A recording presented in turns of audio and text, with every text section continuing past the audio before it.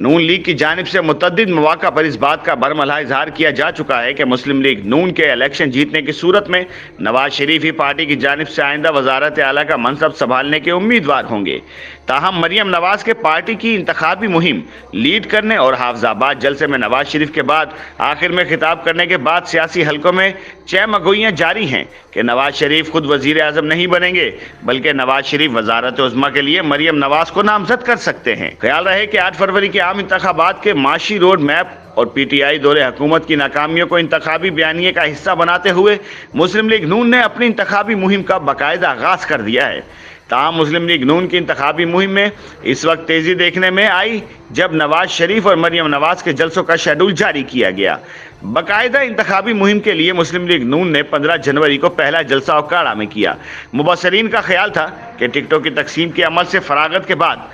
نواز شریف نون league کی انتخابی مہم کو لیڈ کریں گے۔ خود مسلم لیگ نون کی قیادت بھی کچھ یہی تاثر دے رہی تھی، لیکن پہلے جلسے میں نہ تو نواز شریف نظر آئے اور نہ ہی شہباز شریف، بلکہ انتخابی مہم کا افتتاح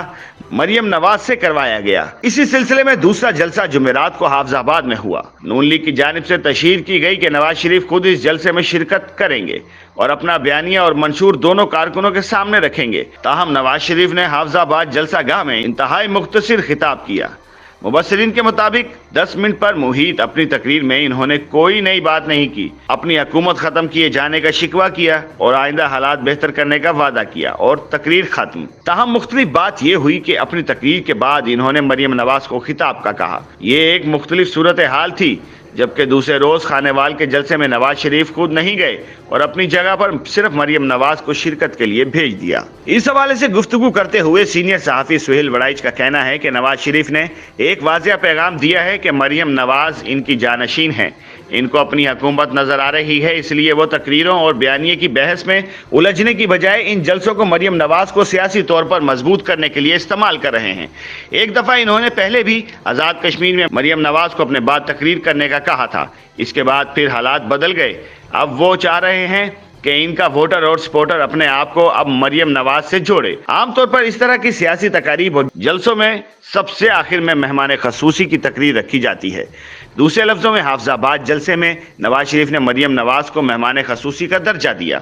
خیال رہے کہ شیڈول کے مطابق آئندہ دنوں میں نواز شریف مانسہرہ جلسہ سے خطاب کریں گے، جبکہ قصور جلسے میں نواز شریف اور شہباز شریف دونوں شرکت کریں گے۔ دوسری جانب اینکر پرسن اجمل جامی کے مطابق نون لیگ کی انتخابی مہم اور طریقہ کار کو سادہ لفظوں میں سمجھا جائے تو اس کا مطلب ہے کہ نون لیگ کے اندر طاقت صرف نواز کیمپ میں رہے گی، چاہے ٹکٹوں کی تقسیم کا معاملہ ہو یا عوام سے رابطے مضبوط کرنے کا، تو وہ اب نواز شریف کے بعد مریم نواز کریں گی۔ ان کا کہنا تھا کہ شہباز شریف تو پھر بھی کارآمد جز کی طرح رہیں گے، البتہ حمزہ شہباز کی لائن بظاہر اس وقت تک کٹ چکی ہے۔ قدرت نے انہیں وزیر اعلیٰ پنجاب کی کرسی دی تھی، تاہم ان کی کارکردگی مایوس کن رہی تھی، اس لیے اب نون لیگ کے جلسوں اور فیصلہ سازی میں صرف مریم نواز ہی نظر آئیں گی۔ دوسری جانب سیاسی حلقوں میں جہاں سابق وزیر اعظم اور وزیر اعلیٰ پنجاب شہباز شریف اور حمزہ شہباز کی انتخابی مہم میں نظر نہ آنے پر چہمگوئیاں شروع ہو گئی تھیں، وہیں مریم نواز کی سرگرمیوں پر صارفین کی جانب سے کہا جا رہا ہے کہ نواز شریف اپنی بیٹی مریم نواز کو وزیر اعظم دیکھنا چاہتے ہیں، اس لیے انہیں اپنے ساتھ رکھ کر موقع دے رہے ہیں اور ان کی ٹریننگ کر رہے ہیں، کیونکہ یہ افواہیں بھی سرگرم ہیں کہ نواز شریف چوتھی بار وزیر اعظم نہیں بنیں گے، بلکہ وہ کسی کو نامزد کریں گے اور اس کے لیے مریم نواز ہی بہتر آپشن ہے،